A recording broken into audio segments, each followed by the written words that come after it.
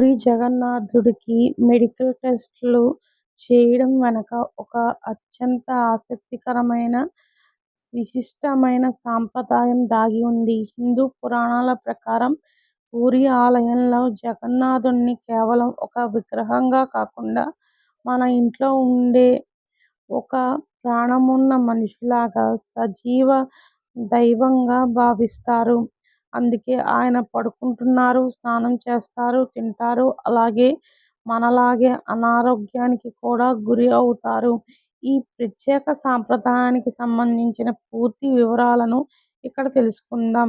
ప్రతి సంవత్సరం జ్యేష్ఠ పౌర్ణమి రోజున జగన్నాథుడు, బలభద్రుడు, సుభద్రాదేవి విగ్రహాలను గర్భగుడి నుంచి బయటకు తీసుకువచ్చి స్నాన బేడి అనే వేదికపై ఉంచుతారు. అక్కడ సువర్ణ బావి నుంచి తెచ్చిన 108 కుండల సుగంధ శీతల జలాలతో స్వామివారికి ఘనంగా అభిషేకం చేస్తారు. ఎండాకాలంలో అంత చల్ల నీటితో స్నానం చేయించడం వల్ల స్వామివారికి తీవ్రమైన జ్వరం వస్తుందని భక్తుల నమ్మకం.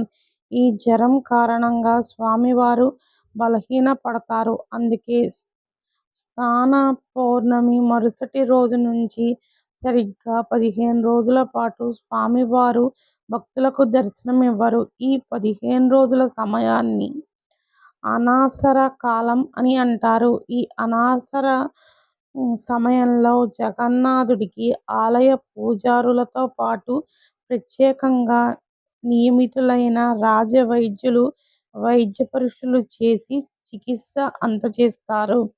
స్వామివారు జ్వరం తగ్గడానికి దశమూలాలతో కూడిన ప్రత్యేక ఆయుర్వేద కషాయాలు, రసాయనాలను ఔషధాలుగా అందిస్తారు.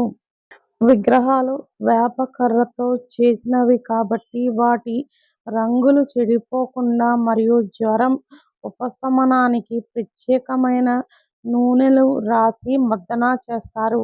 ఈ 15 రోజులు స్వామివారికి ప్రతిరోజు పెట్టే 56 రకాల నైవేద్యాలను పూర్తిగా నిలిపివేస్తారు.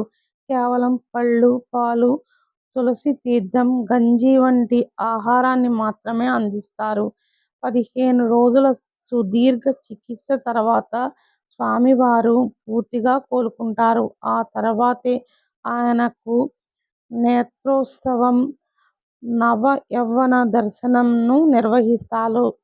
అలా ఆరోగ్యవంతుడైన జగన్నాథుడు తన సోదరుడు, సోదరితో కలిసి భక్తులను అనుగ్రహించడానికి నగర విహారానికి బయలుదేరతారు. దీన్నే మనం ప్రసిద్ధ పూరి జగన్నాథ యాత్రగా జరుపుకుంటాం.